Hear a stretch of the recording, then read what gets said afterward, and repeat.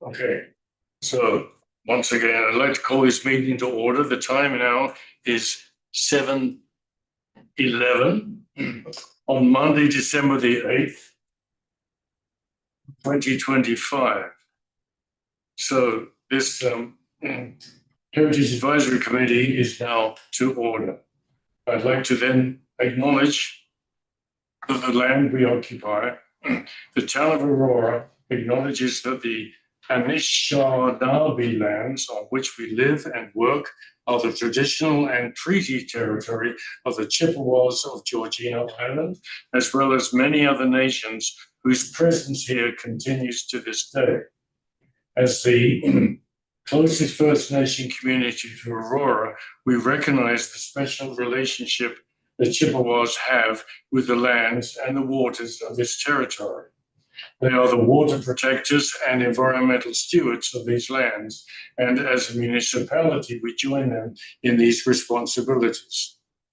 We further acknowledge that Aurora is part of the treaty lands of the Mississaugas and Chippewas, recognized through Treaty Number 13, as well as the Williams Treaties of 1923.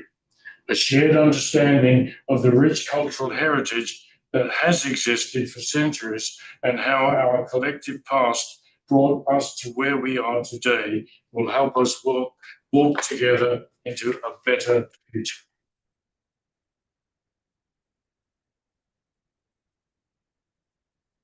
I'd like to have an approval of the agenda. May I have a motion, please?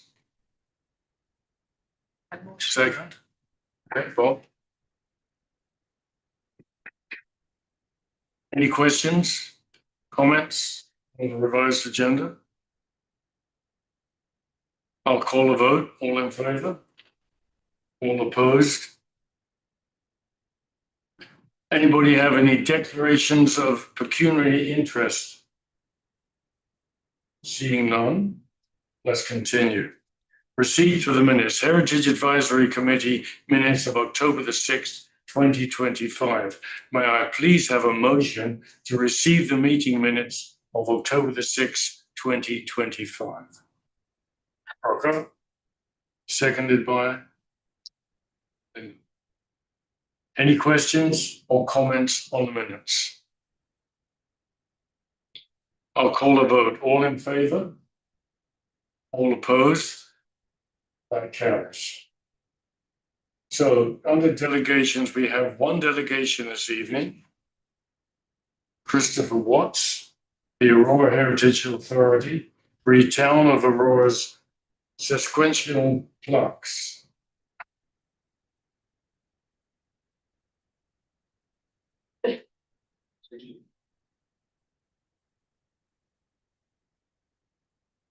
Welcome to the table, Christopher. You have 5 minutes. Thank you very much, Mr. Chair, committee, members of the public. I'm here to actually talk about Sesquicentennial plaques, which I understand is a mouthful.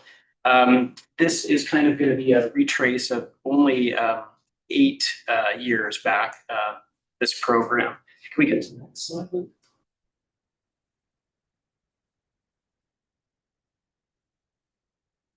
So I guess the question ultimately is, what's a sesquicentennial plaque? These are plaques that came out to commemorate Canada 150 years, 8 years ago.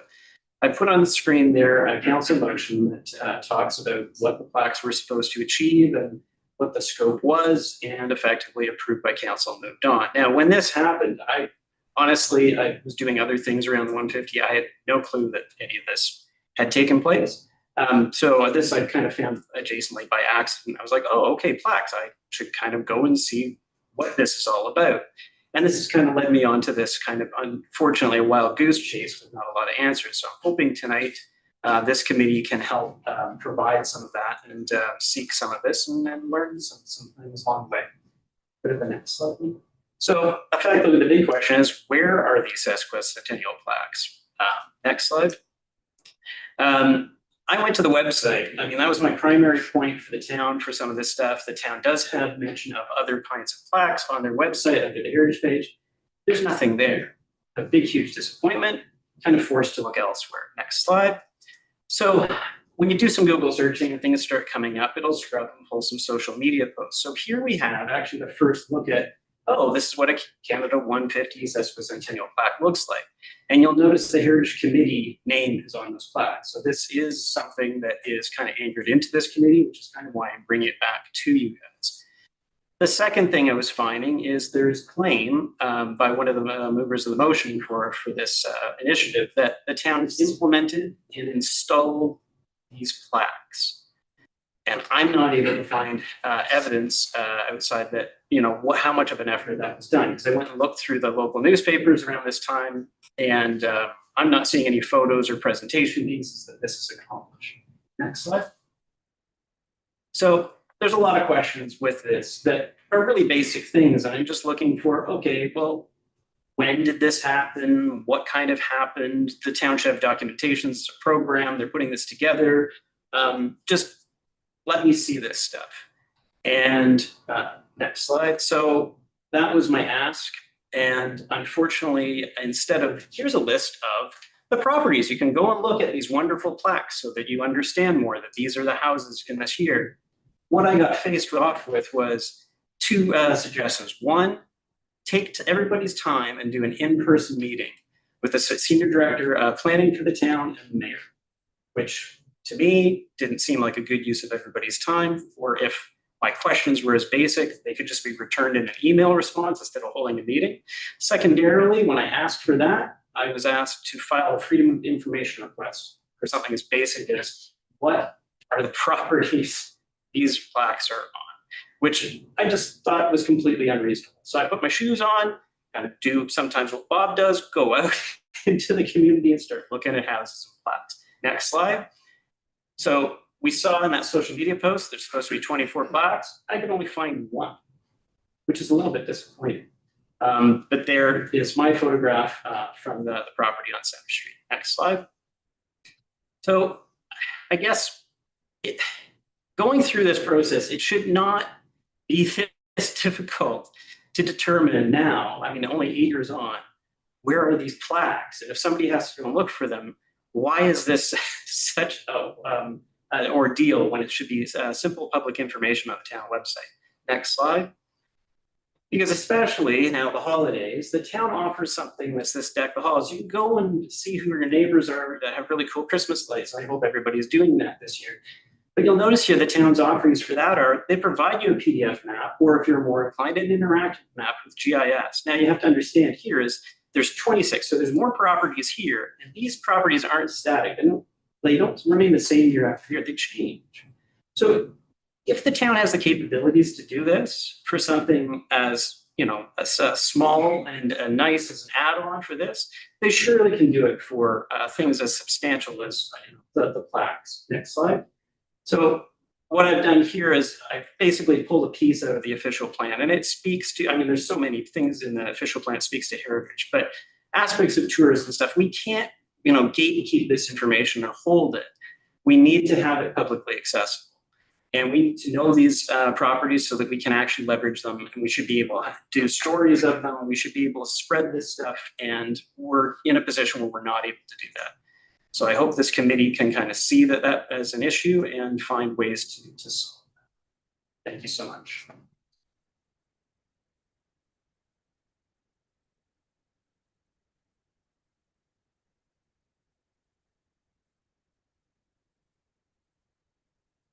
Thank you, Christopher.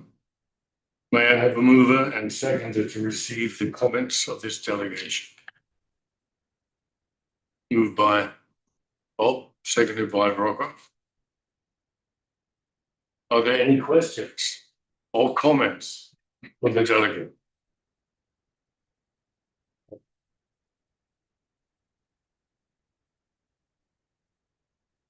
I'll call the vote then. All in favor? Are you in favor or asking? Or you have a question? No, I'm in favor. Okay. All in favor of? Opposed? Accept this delegation. Favor. Yep. In favor. Okay, so carries. Mr. Chair, Oh, okay, there's another one. Okay, Mr. Chair, through you to Adam, staff, is this something that comes under new business? Correct. Okay. so something that, Will be under new business. okay, on the new business. Yeah, it can be discussed tonight under new business. Okay. So matters to consideration.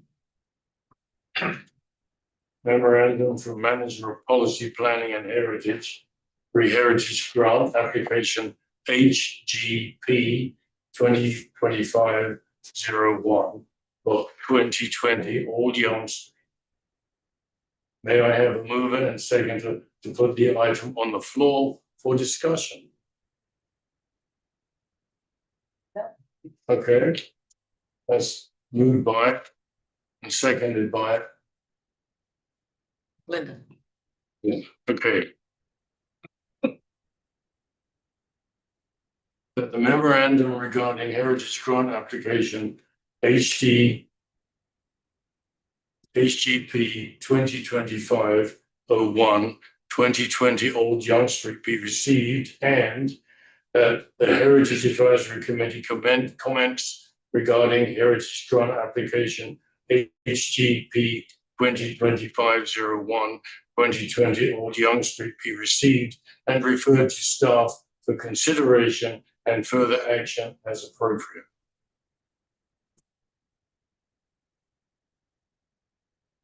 Adam, would you like to speak to this item? Yes, thank you, through you, Mr. Chair. I can introduce the item at a somewhat high level, and I will let the committee know as well that the owners are here with us tonight. And should there be any questions regarding the property or the work or any other details required, they've been great to work with and are happy to assist the committee in any capacity as required with any knowledge or information that's needed. This is, for all intents and purposes, the bunker house, I think, is a name that we can all associate with. I know it's designated as the Partager house and recognized for that family as well, but this is the Cold War bunker that was built underground at the address.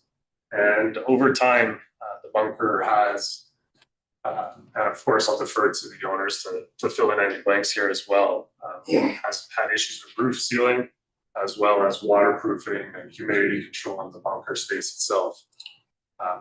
As part of this heritage grant application, as part of the process required from the town, we require 2 quotes.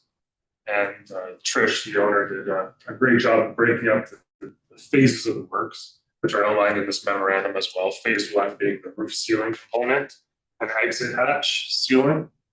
And then you'll notice the contracted prices for that phase 1 work involved, as well as then the phase 2, which is generally the larger task of the actual waterproofing, sealing, and humidity control of the actual bunker. The bunker is a individually designated property. The bunker itself, the illuminated map of the city of Toronto with exit roads, those are all classified and considered as significant heritage attributes to the property. And again, this is a very unique property given it's a Cold War bunker. So with that, staff has presented an initial recommendation that this type of work, being to the scale and degree that it is, could classify for a major consideration under the grant program, which is eligible up to $10,000 to assist with the owners and the restoration of their heritage property. At this point in time, we're seeking comments from the committee, whether directly to myself, and as mentioned, the owners are here as well if there's any questions for them. Prior to this, that being proceeding to council for their ultimate review and approval of the grants and issuance of the grants. Thank you. Does the committee have any questions or comments? Rocco? Through you, Mr. Chair, to Adam. One thing I was a little confused about, there's 2 separate prices. Is the grant or the combined of the price, or is it going to be two different grants? Yeah, so through you, Mr. Chair, this is being considered one project, one grant. There is 2 phases of work as part of this. So in broader terms, the work involved is, preventing water damage, or waterproofing the bunker and sealing.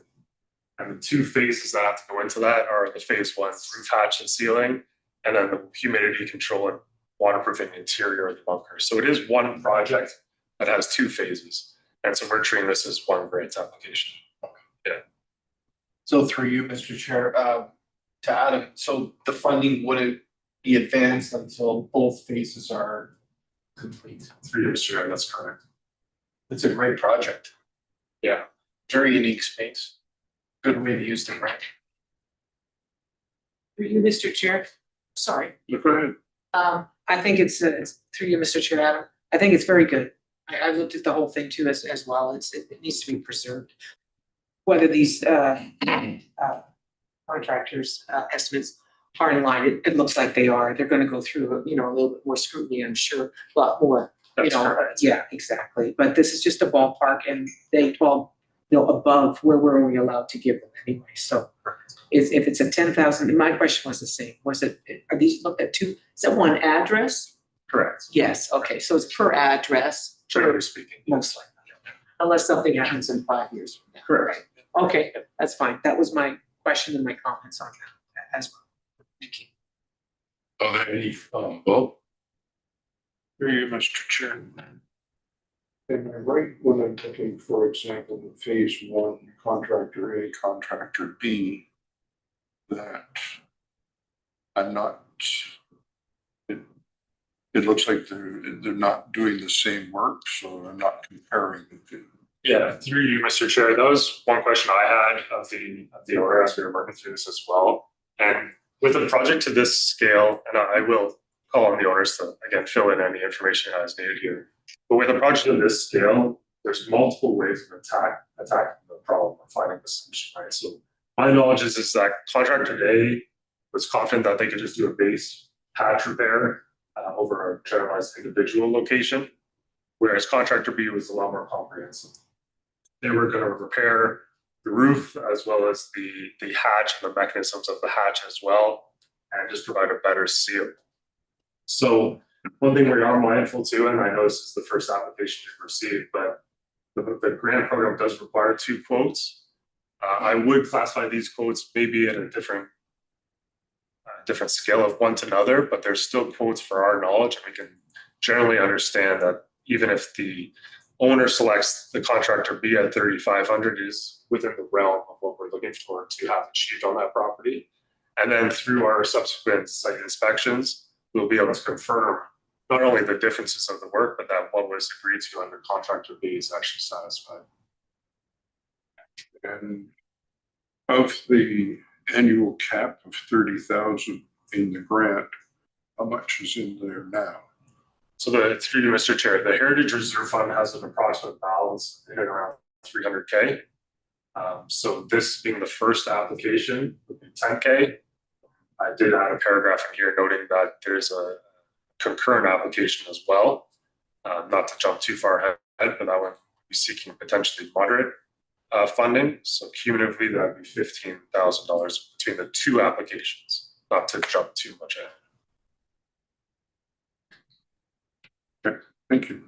Through you, the chair, I've heard through the past, Adam, maybe you can answer this too, that the property was on the market for sale. How does that affect, if it is or if it isn't, our grant program? Yeah, for sure. So through you, Mr. Chair, the grant at the time of the application, we know who the legal owners are. We know who would be processing or paying the contractors directly. Those invoices need to be shared with us once the work is done. We coordinate with those owners directly, and then we issue the grant to those direct owners, being that they're still the ones with the name on title, and being that they're the ones that paid for the services of that contractor. Yeah, I just wondered if it switched owners out, through you, Mr. Chair, if it switched owners, what would happen? Yeah, and through you, Mr. Chair, even in a hypothetical situation, not necessarily this one, but if there is a circumstance where there's a sale and something like this is going on in the due diligence period, it's whoever would be paying the contractor's work to be done and providing that proof of payment. I'd be comfortable enough to issue the grant to that, as long as the work's done to the solid standard. Do we necessarily, we should be only looking at who paid for expenses in a unique. I think the point will be a little bit Just clear cut. Any further comments? Anybody? Okay, if there are no further comments, I'd like to call a vote. All those in favour? Opposed? That carries. Just a side note through you, Mr. Chair. This is tentatively going to be planned, both applications, again, not to get too far ahead of ourselves, would be planned for either the January or February committee of the whole cycle for. Of next year, Yes, next month, 2 months. next month, next 2026. Yes, But through you, Mr. Chair, this is 2025 money. correct. That's correct. Good. Doesn't interfere with next year's grant. Yes.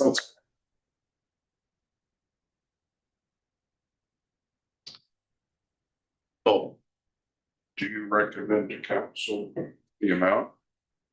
Through you, Mr. Chair, yes, on the basis of this Heritage Advisory Committee review as well. If there was any comments from the committee disagreeing to an amount that was suggested in our memo, now would be the time to say that. So it's potentially $23,000 if you took contract A, B, and then A. And so We like voting for major works, right? sounds like major. Yeah. And we have, and the grant is up to 10,000. Correct, that's the highest through you, Mr. Chair, that can be provided.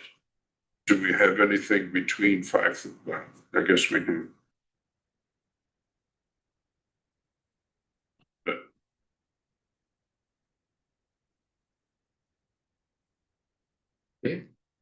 so.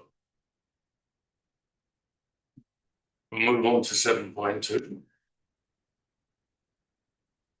Memorandum for Manager of Policy Planning and Heritage, Heritage Grant Application HGP 2025-02, which is at 57 Fleury Street. May I have a mover and seconder to put this item on the floor for discussion?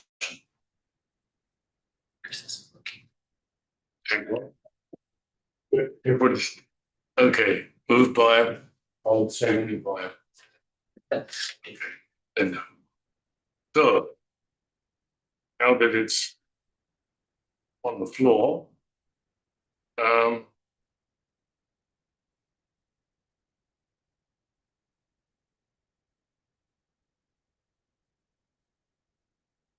Adam, would you like to speak to this item?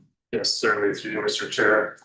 This, as mentioned, is another grant application on the agenda. The owners are again here for any additional questions that may arise, but in summary, it is a brick tuck pointing, arching, the replacement, of a chimney cap for an Edwardian style home at 57 Fleury Street. 57 Fleury Street is obviously part of our Heritage Conservation District as well, designated under Part 5 of the Ontario Heritage Act. The two contracts provided are in around the same ballpark range, around 10,000 or so figure, noting that contractor A specifically noted additional work being provided specifically to the chimney caps and I believe additional parging work, which, not to speak for the owner, but did seem like the better value perhaps. And yeah, under the recommendation of this memo, we're looking at processing an application of this scale under a moderate work category, which would be up to $5,000 eligible for this grant. As the red bricks in particular on Fleury Street and the district is a heritage attribute, a defined heritage attribute of the area. And this is a maintenance of that attribute. The moderate categories will again open to any feedback from the Heritage Committee as well on eligibility and funding levels and anything else related. Does the committee have any questions or comments? I had one comment through you, Mr. Chair. For me, it's hard to differentiate between the minor works and the moderate work. just looking at the pricing, I feel like the 5,000 is fair. Because giving $1,000 to this amount of work doesn't seem right, but if you look at the, the description of the minor works, that's really what we're doing here. I guess there was some trim or some architectural elements, unless the chimney is. Through you, Mr. Chair, that is something I questioned with the owners as well. I got to the fact that the chimney is a distinct architectural feature, and the red brick in of itself, in that Fleury context, is a bit of a higher element, I would say. Whereas minor works are really more minor aesthetical, like more.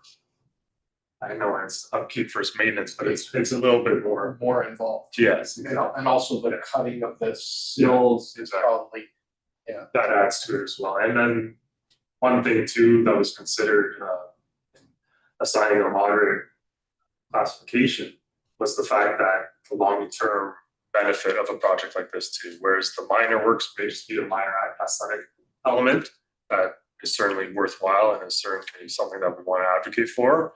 Whereas a class 2 or moderate works is something that not only fixes an issue today, but extends the life of the bricks over a longer term, which is something to consider. that actually, I thought it was fair. I thought it was moderate work, but then when you look at the description, Yeah. It might go to council, and council might question it and say, this might be. I would hate for them to say this is minor work, because obviously it is pretty major. Yeah, so through you, Mr. Chair, we would have to take, assuming council supports a moderate level, we would take a report to council directly. I would say staff are supportive of the moderate level, the heritage committee is supportive of the moderate level. Reasons being for the ones I just discussed. This is our district. The red bricks are a noted feature. The chimney is a noted feature. There's repair above and beyond the minor level in the sense that it actually involves repair, even to an extent, reconstruction of architectural elements that are more defining as well. So I think the justification can be made, and I think it obviously helps when there's a unified approach between staff and the committee too. So you are right, though. Council does reserve the ultimate approval authority over any of this, but that's likely the course of action. So, Chair, we can only make recommendations anyway. That's it. Yeah. Any further comments? Maybe council will say, well, there's 30,000 in the pot for 2025. Let's give each of them the maximum. You're sure they could do that too. That's the flip side of the coin, the optimist side. Yeah, but Or move 15,000 into 2026. yeah. The one through Mr. Chair too, like the one thing with these two applications, again, we've said these are our first two. So I think there is a bit of regard to, not that precedents really should come into play because each property is so unique. And so the circumstances are always going to be a little different from one another. But, I do think, for example, just generalizing the amount of brickwork involved in something like this, I do think just naturally that inclines to a moderate level, to the point whereas when we see other applications, it's kind of what we'll be using as our baseline. Whereas if council were to up it just for the sake of using the cap, it would throw off kind of what our rational analysis would be for each application. So, like your point, Rocco, about the reserve being carried over is something that I can probably build into the report as well. Yeah, I'd hate to lose that. So do I. But at the same time, through Mr. Chair, I think that's where it should end. My opinion would be carried over. Any further comments? Okay. Through you, Mr. Chair, I just want to recognize the applicant. I think that this is a phenomenal use of the grant. And I love that it's public, that it's done in a place where someone can walk by and see the improvement made and see the difference. I do wonder if perhaps the criteria should be looked at in future to be more impact based with some sort of scoring versus just level of work. I think level of work is something that we can't always control, and it feels a lot more subjective in terms of what's the cause of that? What could the outcome be? Could somebody get into something and it actually ends up being way more than what we evaluated, whereas the impact to the public realm feels a bit more, you can quantify that, or maybe add it on to this criteria, just to make it a bit, ensuring that folks are getting the right bang for their buck when they're supporting these projects that are at the street level versus something that you perhaps couldn't see that has no difference to the public. So that's my comments there. Yeah, through you, Mr. Chair. That was definitely a good comment. I think a key comment that we all talked about when we were developing the program too. I remember the comment being made about like the importance of facades and highlighting and preserving facades above anything else sort of thing too. And I do generally agree with that 100%, but then you get into unique circumstances like the application we had tonight being the bunker underground, right? And not to even compare it, but it's just the fact that there's always going to be apples and oranges, right? And I think it's important to have a bit of understanding for the uniqueness of any given application too, but definitely loud and clear on that too, Chris. I do think that is a general premise that we should all base on, but there's going to be unique ones. But this bunker is probably the perfect example of that. Not too many in Aurora. Yeah. I have a question. Do we get a tour of the bunker? Because I really want to. I really do. You, Mr. Chair, you're all more than welcome. See you then. You, Mr. Chair, I can work with the owners through Trish, and we can probably set something up then. Yeah. Okay. That'd be awesome. Yeah. Any further comments? Questions? Okay, I'll call the vote. All those in favor? Opposed? That carries. So item number 8. Oh, Sorry, Mr. Chair, just the folks know, just so they know they don't have to stay. You're excused. Thank you, Bob, and thank you very much. wasn't on my script. Well, good for us.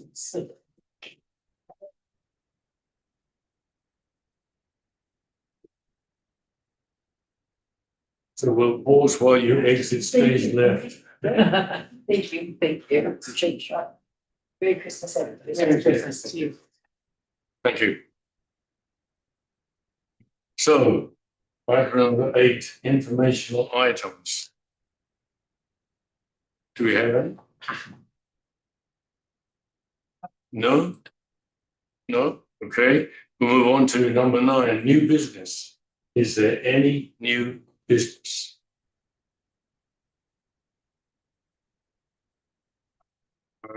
The delegation? Yes. You have the floor. Well,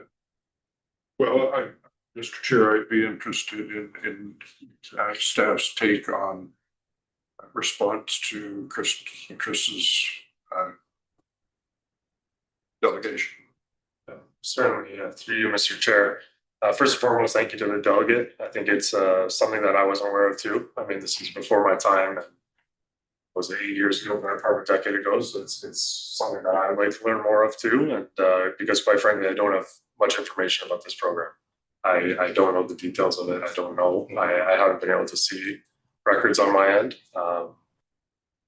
And yeah, that's why we were trying to look to potentially have a meeting with staff that may know more than myself, or even an FY process, just to be able to understand a bit more, right? Because those are the primary channels that are available at this point in time.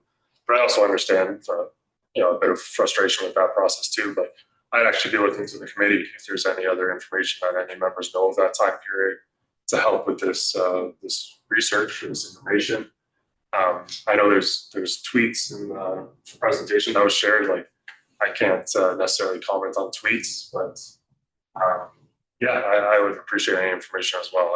I know that doesn't really provide the answer that any of us want to hear, but it's kind of where we're at. So through the chair, can I just, you know nothing about this? Correct. You can't find a document or an old file or anything? Through you, Mr. Chair, no, I haven't seen anything in the file database. And like I said, it's before my time, so I wasn't Me too. actively involved in it. But no, I haven't come across anything That's interesting. I would just say we went through so many heritage planners, bang, bang, bang, that I'm not surprised, but maybe disappointed. I did send an email to Chris knowing of this, that I think the same plaque is on 59 Tyler. I have a postcard of 59 Tyler from around the 1900s or so. And a few years back, I took a now picture of it. And I think that same plaque is on the building, but or was a few years ago. Okay. But and I've seen the plaque on the Center Street that Yeah. Chris had in his presentation. But I don't know if, I don't recollect seeing any others. Yeah.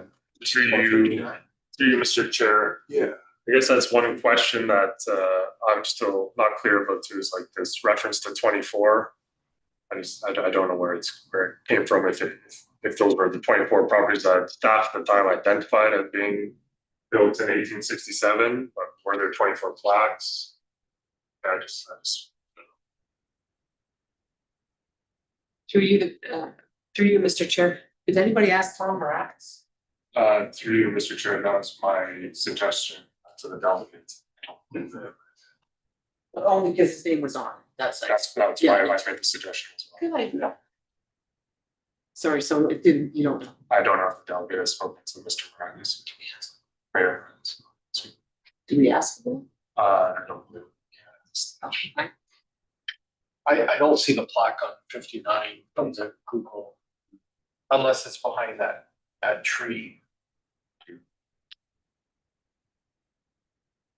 Not there. I think there was one there. But would there be a purchase order or invoice in somebody's file that Yeah, so we ordered 8 of them or 24 of them? So through you, Mr. Chair, yeah, like if it's a matter of going through corporate records to that degree, that's the FOI request, which was another option I was given to the delegate. Yes. And FOIs are free. There's a, through you, Mr. Chair, I believe there's a nominal fee for FOI request, and it depends on the extent of time that's involved. Search, freedom of information request. That's a broader corporate search. If I have information, I am pretty transparent about giving it out, but I have no information about this particular program. So roll call, you question. We can, through you, Mr. Chair, we can start by maybe talking, because I know the owners at Center Street have been there quite a long time, and I remember talking to them about that plaque, and we could probably reach out to them. Yeah. And ask them what their process was to get this plaque, and they might know more, and they might say it was with this person or this department or. Through you, Mr. Chair, just a Sherlock and Holmes thing now, just have to search it, figure it out, like go back and just somehow ask. Through you, Mr. Chair, again, my one question is this number 24. Is there 24 or was there 24 properties identified?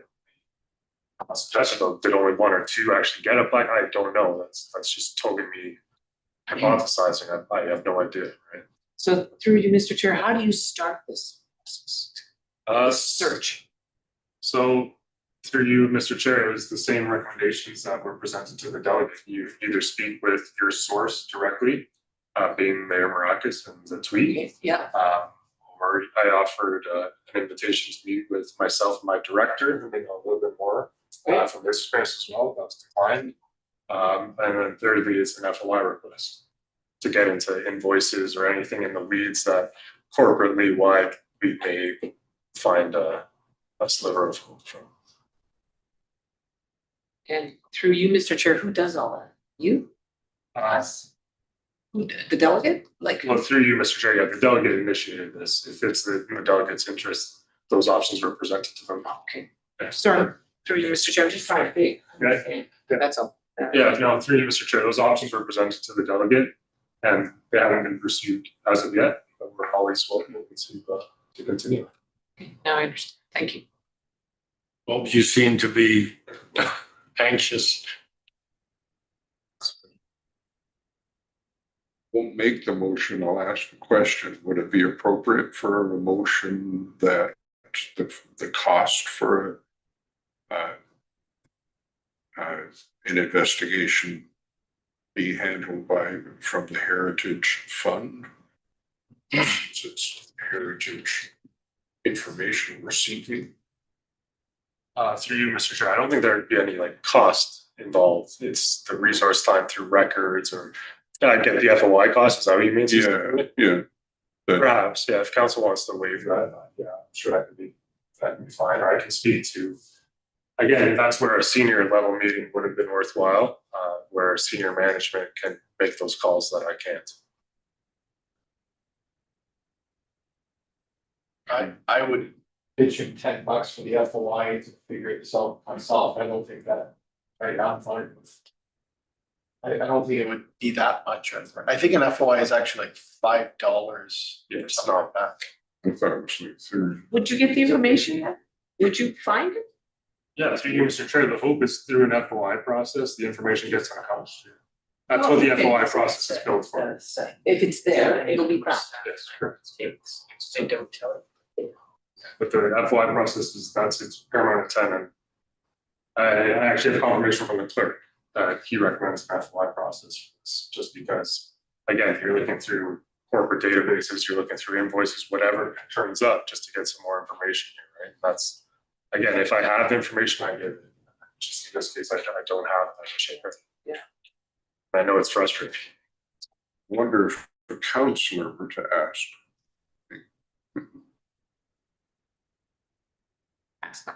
Any more comments or He's a fan. questions? I think I saw it funny. Questions are all. Ron Weiss would like, oh, are you thumbs up or you'd like a comment?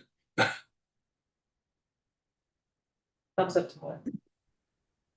If you want to delegate something to me, go ahead and do it. All I really need to have is the information that you want so I can get that shoved into the pipeline. So Adam, maybe you and I work on that.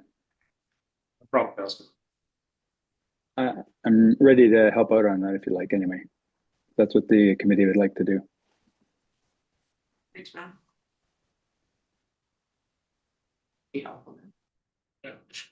Are you able to delegate it to somebody? No, I can work with Ron, that's no problem.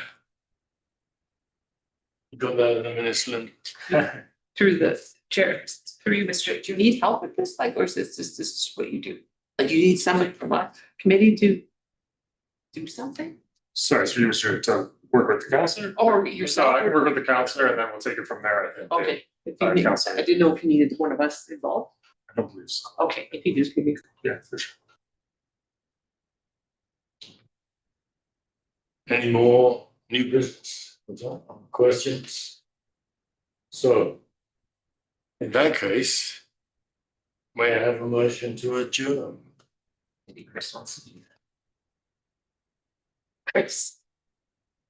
No. There he is, yeah. Nobody wants to adjourn? No, he did, yes. He did, okay. Okay, moved by, second by, all in favor? Thank you very much. Thank you very much.